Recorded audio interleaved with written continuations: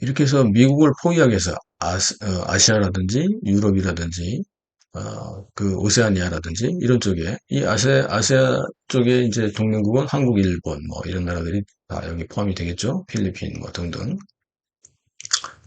여기 보면 이제 이 화면이 아주 그냥 정말 적나라한 표현으로 볼 수가 있는데 평범한 것처럼 프렌드십이니 뭐 어소시에이션이니 뭐 이렇게 해서 사회에서 우호적인 것처럼 하지만 실제로 그 안에는 어, 엄청난 칼날이 숨어 있는 네.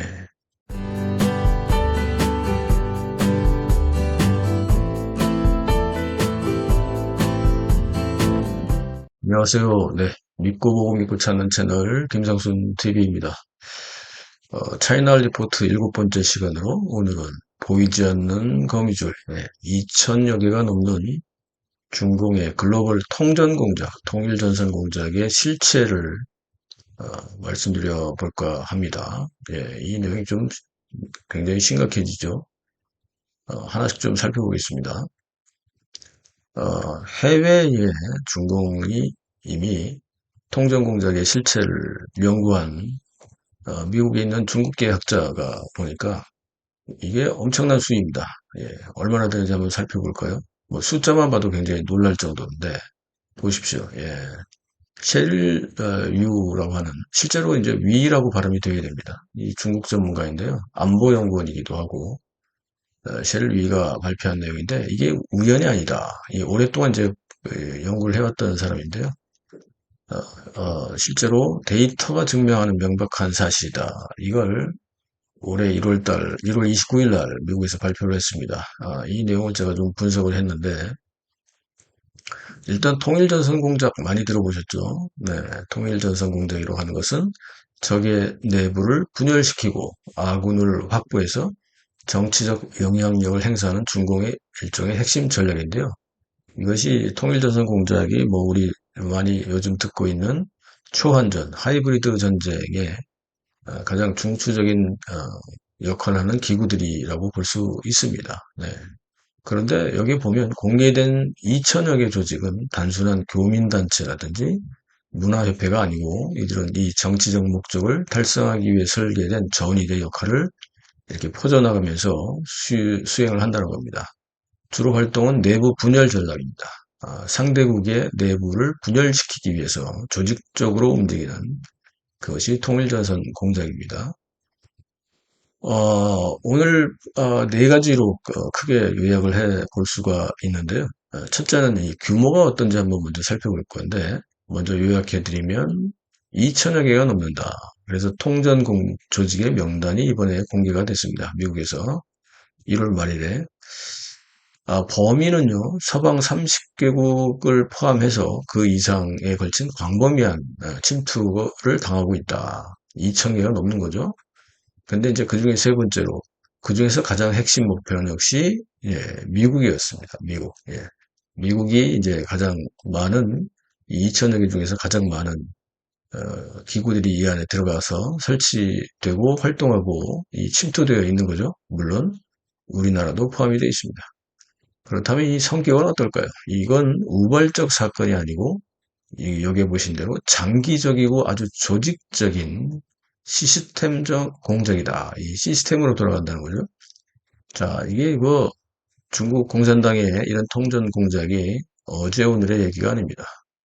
내용을 좀 더 상세하게 하나씩 살펴보겠습니다. 자, 일단 첫 번째로 중국의 통전 공작 규모는 이미 식별된 조직 수만 2천 개가 넘는다. 플러스 알파. 빙산의 일각에 불과하다. 이 안에는 더 거대한 조직들이 있는 거죠. 요게 드러난 것만 지금 2천 개라는 얘기입니다. 네. 이 전 세계 곳곳에 은밀히 뿌리내린 이 조직들은 단순한 친목단체나 이런 게 아닙니다. 거대한 빙산의 일각처럼 드러난 숫자만, 요 숫자는 이미 그 조직명이 다 드러난 겁니다. 이렇게 해서 2천여 개 플러스 알파. 근데 더 많이 있다.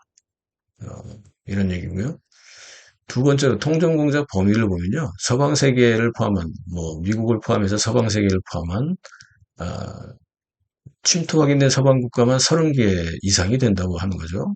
여기에 한국과 일본도 여기에 보시다시피 포함이 되어 있습니다. 제일 위의 분석에 따르면 중공의 통정 조직은 이미 30개 이상의 서방 주요 국가 내부에 깊숙이 침투해 있다. 이건 특정 지역에 국한된 문제가 아니다. 범세계적인 안보 위협이다. 왜 그럴까요? 공산당이.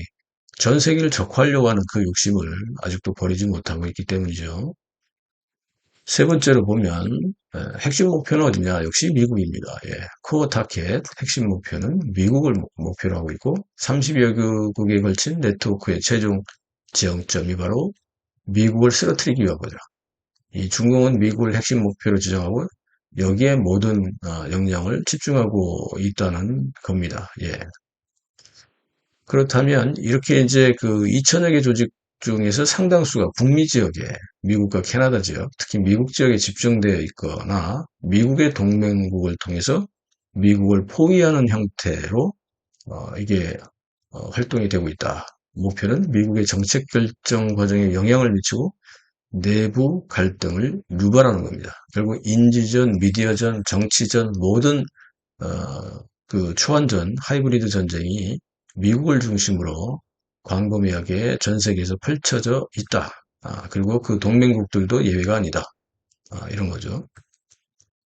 이렇게 해서 미국을 포위하기 위해서 아시아라든지 유럽이라든지 그 오세아니아라든지 이런 쪽에 이 아시아 쪽에 이제 동맹국은 한국, 일본 뭐 이런 나라들이 다 여기 포함이 되겠죠. 필리핀 뭐 등등. 그래서 서방 세계의 연대를 약화시키는 어마무시한 그 조직들을 운영하고 있다고 지금 밝혀진 겁니다. 예. 결국 이렇게 이제 그 친중 정서를 확산시켜가지고 대중국 견제 라인을 무력화하는 그런 건데요. 우리 지금 정신 차려야 됩니다. 네. 그리고 네 번째로 통전공작의 성격은요. 이게 우연히 생긴 게 아니에요. 이미 설계된 공작이다. 뭐 이렇게 뭐 우후죽순처럼 갑자기 막 이렇게 무작위로 생긴 게 아니라 이것이 상호 연결된 소위 말하면 기계적이고 엔지니어링처럼 체계화된 시스템이다. 체계적인 침투 공작이다. 우리가 이렇게 접근을 해야 됩니다. 그러다 보니까 뭐 이게 이제 나타난 거는 이렇게 뭐 2천여 개의 점이 이렇게 있습니다만 사실 이거를 종합해 보면 이렇게 정말 이제 시스템화되는 그런 게 보인다는 거죠. 우리는 지금 시스템을 마주하고 있다. 이걸 하나하나씩 볼 때는 점이었고 개별 조직이었는데 이 활동들이 전체로 묶어서 보니까 결국 이렇게 시스템으로 서방 세계를 무너뜨리기 위한 중국 공산당이 세계적화를 하기 위한 그런 조직을 운영하고 있었다. 이런 겁니다. 시간으로 봐도 아주 장기적인 운영 시스템으로 지금까지 운영이 되어 왔습니다. 이게 하루아침에 만들어지지도 않았고 마오쩌둥 시절 이후부터 지금까지 수십 년에 걸쳐서 현지 사회에 뿌리를 내리고 신뢰를 구축하면서 위장해 왔고요. 또 이 지속성이 이 시스템의 가장 큰 무기이다. 중국 특히 한족들이 끈기가 있잖아요. 뭐 끝까지 그냥 뭐 우공이산이라고 하는 산을 아예 그냥 깎아서 혼자서 옮길 정도로 뭐 이런 우공이산이라고 하는 그런 그 농담이 나온 게 괜히 나온 게 아니죠. 예, 그들의 이 그 체질적인 그런 DNA가 있는 데다가 공산당이 이걸 이용하는 거죠. 시간으로 장기적으로 운영해 왔다. 그리고 이것이 이제 메커니즘은 시스템으로 그리고 엔지니어링 이렇게 해서 치밀한 설계와 계획에 따라서 이렇게 톱니바퀴처럼 탁탁 돌아간다는 겁니다. 시스템적인 침투 공작을 했다. 그래서 이 공학적 프로젝트다. 뭐 이렇게까지 정의를 셔럴 위는 그렇게 얘기를 하고 있습니다. 예. 여기 보면 이제 이 화면이 아주 그냥 정말 적나라한 표현으로 볼 수가 있는데 평범한 것처럼 프렌드십이니 뭐 어소시에이션이니 뭐 이렇게 해서 사회에서 우호적인 것처럼 하지만 실제로 그 안에는 엄청난 칼날이 숨어 있는 요번에 2천여 개가 공개된 명단이 공개가 됐는데 여기는 평화, 우정, 교류, 상공회의소 등의 이름을 사용하고 있었다고 합니다. 그러니까 일상적인 시민사회단체로 위장해서 각국의 방첩기관의 감시를 피하고 현지 유력 인사들에게 접근하는 거죠. 이것이 실체로 드러났다. 이렇게 볼 수가 있습니다. 구조도 보면 완전히 피라미드형으로 예, 상부에서 이제 지시가 내려가죠.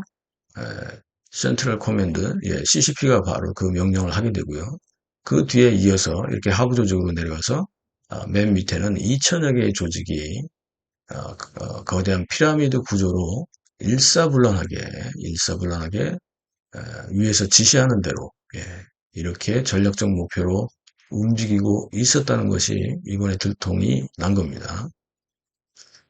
그래서 통정공작의 3대 본질을 요약을 해보면요. 일단 조직이 이렇게 피라미드 형태로 일사불란하게 지금 움직이고 있었다. 드러난 2천여 개 이상 더 많이 있겠지만 어쨌든 지금까지 밝혀진 조직이 이렇게 있었다. 그 다음에 이게 장기적으로 보니까 운영이 되어 왔었다. 이게 갑자기 막 2천여 개, 3천여 개가 생긴 게 아니라 수십 년 동안 그 현지 사회에 뿌리를 내릴 정도로 전혀 거부감이 없을 정도로 그렇게 운영이 되어 왔다는 거죠. 게다가 이것이 정교하게 설계돼서 서로 간에 그 조직들이 아주 유기적으로 잘 움직이고 있었다. 이 시스템화 되어 있었다. 이런 얘기입니다. 엄청난 얘기죠. 그죠? 결론적으로 보면 우리가 기억해야 될 네 가지 사실이 있습니다. 이 통정 공작에 대한 규모 2천여 개가 넘는다. 빙산의 일각이다. 이걸 기억하셔야 되고, 도달 범위는 서방 30개국에 퍼져 있다. 지금 여기 우리나라도 포함해서 이 자유국가들에 퍼져 있다. 전략적 의도는 뭐냐? 미국을 핵심 타깃으로 삼고 시스템 공작을 하고 있었다.